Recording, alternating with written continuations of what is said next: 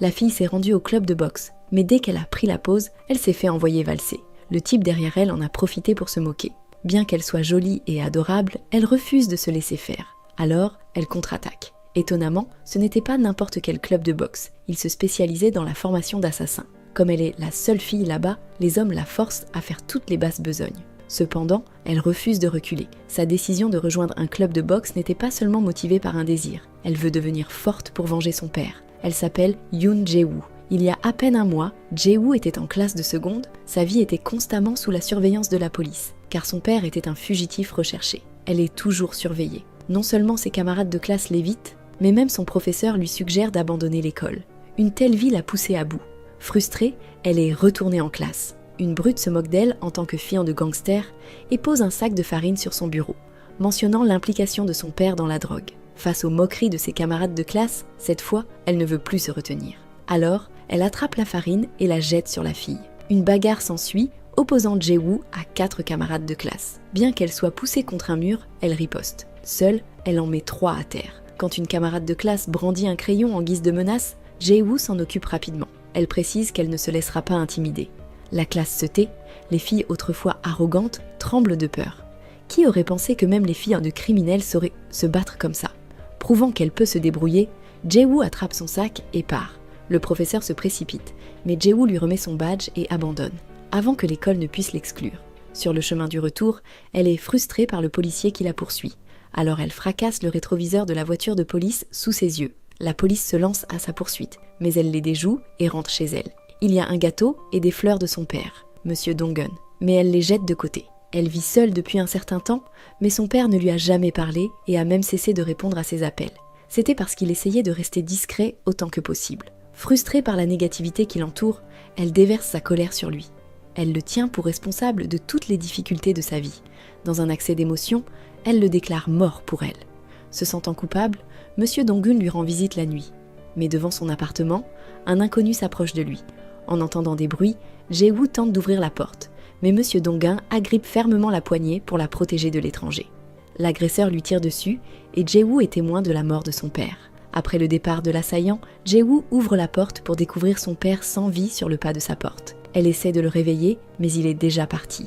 Aux funérailles de Monsieur Dong-gun, son ami et patron, Monsieur Choi Moo-jin, rend hommage au défunt. C'est le plus grand gangster de la ville. Cherchant justice pour son père, Jae-woo se rend au poste de police. Malheureusement, ils manquent de preuves et ne peuvent pas poursuivre l'enquête. N'ayant pas d'autre choix, Jae-woo se tourne vers Monsieur Moo-jin pour obtenir de l'aide. Lorsqu'elle partage son plan de vengeance, Moo-jin lui donne un couteau et exige qu'elle le tue. Effrayée, Jae-woo hésite. Alors Moo-jin la gifle, lui faisant comprendre qu'elle ne peut pas venger son père sans savoir ôter la vie. Bien qu'il refuse de l'aider davantage, Jae-woo reste déterminée à se venger. La nuit, un coup résonne à sa porte. Effrayée, elle reste silencieuse, ce qui incite l'homme à partir. Après son départ, Jae-woo le suit, mais il s'enfuit en voiture.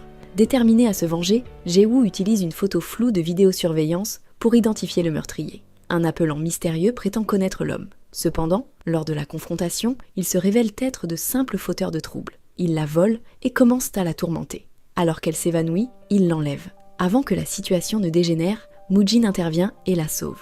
Témoin de la détermination de Jae-woo, il décide de l'aider. Il l'emmène dans un club de boxe où de futurs assassins sont formés. Au lieu de lui enseigner, les garçons la traitent comme une femme de ménage. Certains tentent même d'en profiter, mais Jae-woo reste forte et refuse de reculer. Jae-woo persiste dans son entraînement. Devenu l'élève de Moo-jin, il lui enseigne à frapper les points vitaux de ses adversaires pour remporter la victoire. S'entraînant ensemble, Jae-woo marque Moo-jin par inadvertance en le frappant à la poitrine lors d'une attaque soudaine. Dans un tournoi de boxe à enjeux élevés impliquant 20 combattants, Jae-woo met en pratique les tactiques de Moo-jin. Elle cible les zones vitales telles que les lèvres, les yeux et les parties génitales pour vaincre chaque adversaire. Progressant à travers les rounds, elle affronte le dernier adversaire, Gang-jae. L'affrontement devient brutal, Gang-jae dominant initialement. Il l'étrangle avec une chaîne et la projette contre la clôture. Le cours du combat change plusieurs fois jusqu'à ce que Jae-woo effectue un retour en force grâce à ses compétences de combat. Dans un moment crucial, elle assène un coup de coude décisif au visage de Gang-jae, le rendant inconscient. Monsieur Moo-jin déclare Jae-woo victorieuse de l'intense match. Lorsque Gang-jae se réveille, il décide de se venger de Jae-woo pour son humiliation. Alors qu'elle se baigne, il drogue son eau. Sous l'influence de la drogue, elle entre dans sa chambre avec son ami qui tente de l'agresser sexuellement. Au début, Jae-woo est incapable de se défendre. Cependant, lorsque l'urne contenant les cendres de son père tombe et se brise, elle ramasse un morceau de verre et poignarde l'ami. Elle s'enfuit alors de la chambre, poursuivie par Gang Jae armé d'un marteau. Il lui casse le bras, mais avant qu'il ne puisse faire quoi que ce soit d'autre, des hommes se rassemblent autour de lui. Pour avoir attaqué Jae-woo, Moo-jin décide de lui couper un membre. Finalement, il lui entaille le visage en guise de punition. Monsieur Moo-jin a ensuite une réunion avec Jae-woo et lui dit qu'elle est désormais considérée comme morte aux yeux du monde. À partir de maintenant, elle portera le nom Do Hye-jin. Moo-jin lui remet le pistolet laissé par le meurtrier sur la scène du crime, qu'ils ont réussi à récupérer. Il révèle qu'un policier est le tueur de Monsieur Dong-gun, mais qu'il n'y a pas d'autres informations. Prenant cela à cœur, Jae-woo améliore assidûment ses compétences de combat. Elle rejoint non seulement le groupe de Moo-jin, mais obtient également une place dans la police. Il promet une loyauté indéfectible à l'organisation. Il est décidé que si jamais elle les trahit, ils pourront l'éliminer sans hésitation. Les années passent et Jae-woo reste dévouée à son travail de policière. Un jour, elle se lance dans une mission pour arrêter en flagrant délit un trafiquant de drogue nommé Park Chang-gu. À l'intérieur d'un bâtiment, elle le repère en train de conclure une transaction. Pendant ce temps, son collègue de surveillance l'informe que sa mission coïncide avec une opération d'infiltration du département des stupéfiants impliquant un autre policier sous couverture. Malgré la complexité de la situation, Jae-woo ne recule pas. Elle brise la fenêtre vitrée de la pièce, prête à appréhender Chang-gu. Le chaos éclate alors qu'une bagarre s'ensuit entre Jae-woo et les gangsters. Grâce à ses compétences de combat, Jae-woo réussit à arrêter le trafiquant de drogue. Cependant, son intervention frustre le sergent John Pildo. Il intervient et exige que Jae-woo le laisse arrêter Park Chang-gu. Jae-woo refuse initialement. Cependant, lorsqu'elle reçoit la confirmation de la mission de Pildo, elle laisse à contre-cœur le trafiquant de drogue partir avec lui. Alors qu'elle se prépare à partir, Pildo exprime le souhait de ne plus jamais la croiser, clairement agacé par l'interférence. Jae-woo fait face aux conséquences de l'interruption de sa mission lorsque Cha Ji-ho, le chef du bureau des stupéfiants, la convoque dans son bureau. Fait intéressant, Ji-ho est le même homme cagoulé qui avait rendu visite à Jae-woo après la mort de son père. En parcourant le dossier de Jae-woo, il découvre qu'elle avait postulé 2 fois auparavant au bureau des stupéfiants, mais ses candidatures avaient été rejetées. Cependant, voyant sa détermination et réalisant qu'elle est en quête personnelle, il reconnaît son potentiel et approuve sa candidature. Cette décision ne plaît pas au sergent Pildo, qui est visiblement mécontent de la voir. Ji-ho informe ensuite Pildo que non seulement Jae-woo rejoindra le département, mais qu'elle sera également sa nouvelle partenaire. Plus tard, Pildo enquête sur l'affaire Chang-gu et tombe sur une piste concernant un autre dealer nommé Mango. Il se dirige vers le bâtiment de Mango avec l'ordre pour Jae-woo d'effectuer l'arrestation. Arrêté par un garde de sécurité, Jae-woo utilise rapidement ses compétences de combat pour le neutraliser. Pendant que Jae-woo affronte les hommes de main, Pildo commence à s'inquiéter de son retard. Il décide d'entrer dans le bâtiment et est stupéfait de constater que Jae-woo a maîtrisé plusieurs hommes à elle seule. Mango est capturé, mais il reste muet sur le fournisseur. Pendant que Pildo cherche la drogue, Jae-woo fouille le bar. Elle découvre une bouteille contenant la nouvelle substance. Mango est emmené pour être interrogé, mais il refuse catégoriquement de révéler le nom du fournisseur. Selon lui, la personne qui lui fournit la drogue est effrayante, quelqu'un avec qui il ne faut pas plaisanter. La scène se déplace vers un pub, révélant que le fournisseur de la nouvelle drogue n'est autre que Gang Jae. Malgré son renvoi antérieur de l'organisation, Gang Jae a refait surface dans ce commerce illicite. Au milieu de tout cela, Jae-woo plonge dans la base de données et découvre le dossier de l'affaire de son père. Les dossiers révèlent que lors du meurtre de Monsieur Dong-gun, l'officier Ji-ho était engagé dans une autre opération. Une fois de plus, Jae-woo se retrouve face à une impasse frustrante dans sa quête de vengeance pour son père. Pendant ce temps, Moo-jin décide de visiter son usine de fabrication de drogue. Le département des stupéfiants a vent de cette information. Avant le briefing de mission, les téléphones de tous les membres de l'équipe sont confisqués. Lors du briefing, Jae-woo apprend que la cible de l'opération d'aujourd'hui n'est autre que Monsieur Moo-jin. La police le surveille grâce à des caméras cachées installées dans son hôtel. Cependant, Jae-woo est confrontée à un dilemme car elle n'a aucun moyen de communiquer avec Moo-jin. Elle est obligée de poursuivre la mission. La police s'infiltre silencieusement dans l'usine et se dirige vers la zone de production. Jae-woo est impuissante car elle sait que la caméra de Pildo peut enregistrer chacun de ses mouvements. Alors que Pildo descend pour arrêter Moo-jin, un coup de feu retentit soudainement, créant le chaos. Profitant de l'opportunité, Moo-jin s'échappe. Un incendie chimique éclate dans l'usine, facilitant sa fuite. Jae-woo se précipite en bas pour aider Moo-jin, braquant son pistolet sur Pildo par derrière. Une énorme explosion se produit, permettant à Moo-jin et son associé de s'enfuir en sautant dans l'eau. Ji-ho reste perplexe quant à l'origine du coup de feu.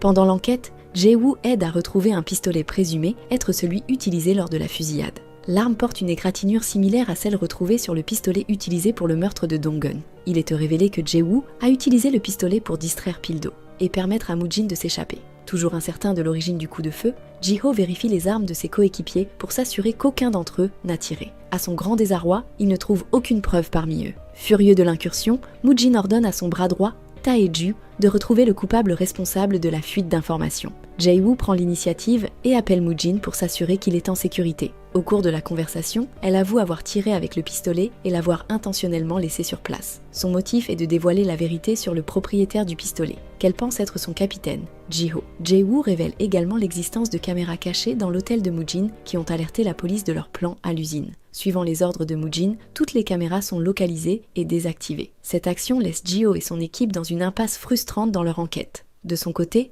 Gang-jae fait un retour vengeur au gymnase de Mu-jin. Il est animé par un seul but, démontrer son nouveau pouvoir et régler ses comptes. Ce qui s'ensuit est un bain de sang brutal, Gang-jae infligeant aux membres du gymnase la même douleur qu'il a subie. Tae-ju, en particulier, devient une cible. Gang-jae lui casse le bras par vengeance. La police est alertée de la scène de crime, ce qui incite Jae-woo à se rendre au gymnase. La vue des conséquences la laisse visiblement secouée. Inquiète, elle se tourne vers Pildo, lui demandant si Mu-jin était parmi les victimes. Elle pousse un soupir de soulagement en apprenant que Mu-jin n'était pas présent au gymnase lors de l'attaque. Pendant ce temps, Mu-jin examine les images de vidéosurveillance du gymnase et découvre le rôle de Gang-jae dans l'attaque. 4 membres de l'organisation sont morts. Lors des funérailles, Jae-woo y assiste pour apercevoir brièvement Mu-jin, s'assurant qu'il n'a pas été blessé. Sur le chemin du retour, elle rencontre par hasard Pildo, mais son casque dissimule son identité.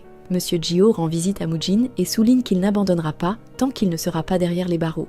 Malgré l'avertissement, Mu-jin reste confiant que Ji-ho ne pourra jamais l'attraper. Alors qu'ils examinent les preuves au bureau, Pildo est informé par un collègue des images de vidéosurveillance révélant l'implication de Gang-jae dans l'incident du gymnase. Jae-woo est surprise de réaliser que la personne qui avait tenté de la tuer est revenue avec encore plus de pouvoir. Pendant ce temps, l'équipe découvre les liens antérieurs de Gang-jae avec Mu-jin et son gymnase grâce à d'anciennes connexions. Pildo suppose que Mu-jin se fera discret après l'incident, mais Monsieur Ji-ho, connaissant bien Mu-jin, est certain qu'il ne s'arrêtera pas tant qu'il n'aura pas obtenu sa vengeance. Il est clair que Ji-ho comprend parfaitement l'état d'esprit de Mu-jin. Comme prévu, Mu-jin demande à Tae-ju de retrouver Gang-jae, incapable de supporter de voir son organisation s'effondrer à cause de la situation. Ji-ho élabore un plan stratégique. Il décide de libérer Mango pour observer la réaction et les actions de Mu-jin. L'idée est d'attraper Mu-jin lorsqu'il sera plongé dans sa quête de vengeance. Jae-woo exprime des inquiétudes quant aux pertes potentielles, mais Ji-ho reste imperturbable. Jae-woo prend l'initiative d'informer Mu-jin du plan de Ji-ho, ce qui incite Mu-jin à élaborer un contre-plan. Il semble prêt à jouer le jeu de Ji-ho avec l'intention de renverser la situation et de détruire le plan de Ji-ho de l'intérieur. Mango est libéré et une équipe de policiers infiltrés est stratégiquement placée dans son pub pour la surveillance. Ji-ho informe son équipe des prochaines étapes. Il révèle qu'il a trouvé quelqu'un au sein de l'organisation qui pourrait être prêt à coopérer avec eux. Alors qu'il part à la rencontre de cet informateur, Jae-woo décide de le suivre. Cependant, Pildo apparaît de manière inattendue devant Jae-woo, révélant que c'était un piège pour démasquer l'espion de Mu-jin. Une confrontation s'ensuit. Jae-woo parvient à maîtriser Pildo et à s'échapper. En sortant, elle aperçoit Tae-ju dans sa voiture. Monsieur Ji-ho et Pildo soupçonnent désormais la présence d'un espion au sein de leur équipe. Ji-ho est convaincu que Jae-woo pourrait être la coupable, car les fuites semblent coïncider avec son arrivée dans l'équipe. Il ordonne à Pildo de surveiller de près chacun de ses mouvements. Alors que Gang-jae visionne les images de vidéosurveillance du casino de Mango, il découvre la nouvelle identité de Jae-woo. Suivant les ordres de Ji-ho, Pildo suit Jae-woo alors qu'elle se rend au service médico-légal pour obtenir le rapport du pistolet. Pendant que Jae-woo poursuit son enquête sur Gang-jae, Pildo la confronte. Il lui demande pourquoi elle opère seule. Jae-woo parvient à apaiser ses soupçons. Il décide de suivre Mango, espérant qu'il les mènera à Gang-jae. Leur poursuite les conduit à une ancienne usine automobile où Mango rencontre Gang-jae. Cependant, il s'avère que c'est un piège. Gang-jae avait anticipé la poursuite de Jae-woo par Mango. Il fait signe à ses hommes de main et ils attaquent Pildo et Jae-woo. Malgré un combat acharné, ils finissent par être capturés. Gang-jae est ravi de pouvoir enfin se venger. Il prévoit de tourmenter Jae-woo autant qu'il a souffert sous la main de Mu-jin. Le combat s'intensifie alors que les hommes de Gang-jae attaquent Mu-jin. Cependant, ses compétences exceptionnelles en combat lui permettent d'affronter et de maîtriser chaque adversaire. Gang-jae contacte Mu-jin via le téléphone de l'un des hommes et révèle l'enlèvement de Jae-woo. Mu-jin passe à l'action. Pendant ce temps, Gang-jae enferme Jae-woo et Pildo dans une camionnette et les place sous une machine de broyage. Leurs mains sont menottées et il n'y a aucun moyen de s'échapper. Alors que la camionnette commence à être écrasée, Mu-jin arrive juste à temps. Il enfonce sa voiture dans la machine pour la désactiver. Jae-woo parvient à s'échapper, mais Pil-do reste coincé à l'intérieur, toujours menotté. Avec l'arrivée de la police, Moo-jin est forcé de fuir les lieux. Pendant ce temps, Jae-woo lutte pour libérer Pil-do. Alors qu'elle tente de le libérer, la machine redémarre, écrasant lentement la voiture. Dans un geste désespéré, Jae-woo parvient à tirer le câble de la machine et l'arrête enfin. Pil-do est sauvé, mais Jae-woo s'effondre à cause d'une perte de sang excessive. Dévasté par la blessure de Jae-woo, Pil-do se concentre désormais sur la capture de Gang-jae plutôt que sur la poursuite de Moo-jin. Au milieu du chaos, Moo-jin décide qu'il est préférable d'envoyer Jae-woo hors du pays le plus rapidement possible. Préoccupé par sa sécurité et le risque d'exposition, il pense que son départ est l'option la plus sûre, surtout avec Gang-jae en liberté. Moo-jin communique cette décision à Jae-woo, mais elle refuse catégoriquement. Malgré les dangers qui pèsent sur sa vie, Jae-woo est déterminé à rester et à obtenir justice en capturant le meurtrier de son père. La situation s'aggrave lorsque Moo-jin élimine un policier au courant de la véritable identité de Jae-woo. Pendant ce temps, Gang-jae contacte Ji-ho et lui propose son aide pour capturer Moo-jin. Moo-jin reçoit des informations sur la localisation de Gang-jae. Avec ses hommes, il se déplace pour l'affronter. À leur insu, la police est en embuscade, prévoyant de les prendre en flagrant délit. Une bataille féroce éclate entre les deux gangs, Moo-jin parvenant finalement à maîtriser Gang-jae. Malgré les tentatives de fuite de Gang-jae, Moo-jin le poursuit sans relâche. Entre-temps, la police arrête les autres membres du gang. Jae-woo arrive sur les lieux et assiste à la poursuite de Gang-jae par Moo-jin. Une confrontation brutale s'ensuit entre les deux.